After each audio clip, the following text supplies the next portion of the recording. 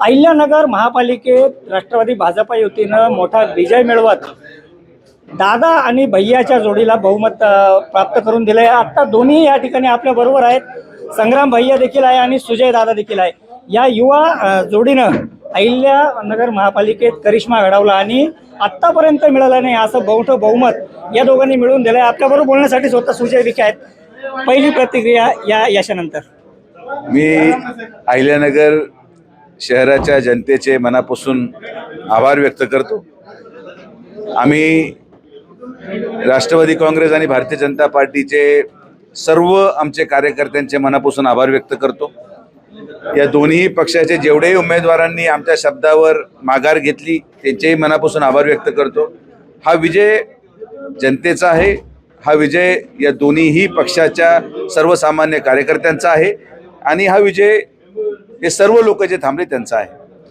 आज संपूर्ण बहुमत जो नारा आम्ही दिला होता की अहिल्यानगर शहरामध्ये बदल घडवायचा असेल तर पूर्ण बहुमत पाहिजे, दबावतंत्र, ब्लॅकमेलिंग, पदासाठी रस्सीखेच आणि नगरसेवकांचा घोडेबाजार हा थांबला गेला पाहिजे होता, हे मी माझ्या भाषणामध्ये उल्लेख केला। आणि आज मी तुम्हाला विश्वासाने सांगतो की अहिल्यानगर महानगरपालिकेमध्ये पूर्णपणे पहिल्यांदा इतिहासामध्ये घोडेबाजार थांबणार, नगरसेवकांच्या बोल्या लावल्या जाणार नाहीत, महापौर, उपमहापौर आणि सगळ्या सभापतींच्या निवडी अतिशय एकमताने केल्या जातील आणि हाच खरा चेहरा अहिल्यानगरचा देशापुढं आणि महाराष्ट्रापुढे घेऊन जाण्याचं जे स्वप्न आमदार संग्रामभैया जगतापांनी पाहिलं होतं, मी पाहिलं होतं, पालकमंत्री विखे पाटील साहेबांच्या नेतृत्वामध्ये आणि राज्यामध्ये मुख्यमंत्री फडणवीस साहेबांचं नेतृत्व, उपमुख्यमंत्री अजितदादा पवार साहेबांचं नेतृत्व आणि देशामध्ये मोदी साहेबांचं नेतृत्व, अशा या सगळ्या महापुरुषांच्या नेतृत्वामध्ये आम्ही दोघंही आज या विजयाने भावूक झालेलो आहोत आणि अविश्वसनीय आणि अभूतपूर्व असा निकाल जनतेने दिला।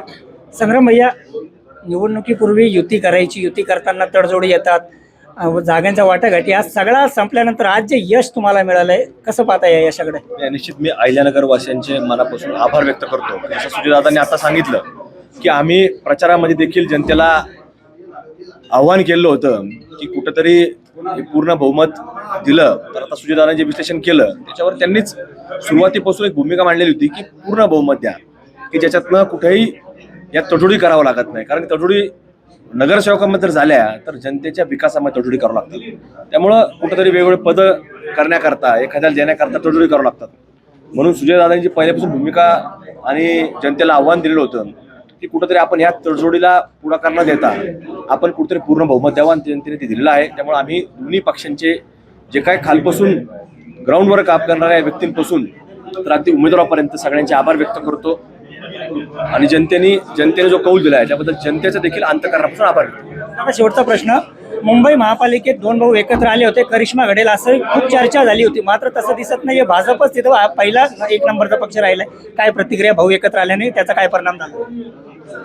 हा करिश्मा यापुढं फक्त आणि फक्त आमचे मुख्यमंत्री देवेंद्र फडणवीस साहेबांच्या नेतृत्वामध्ये महायुतीचा राहणार आहे।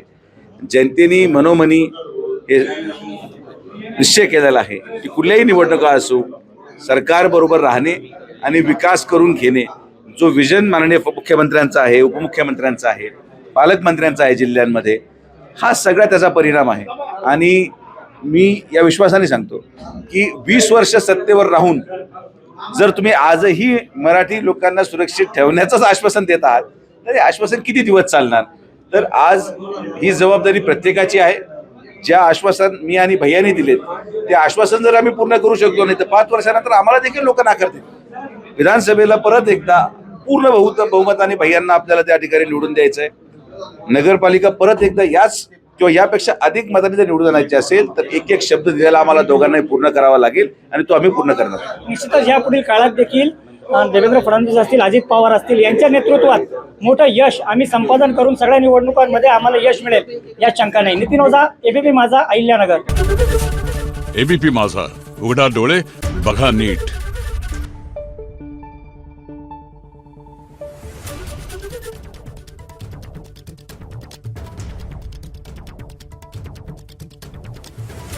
Thank you.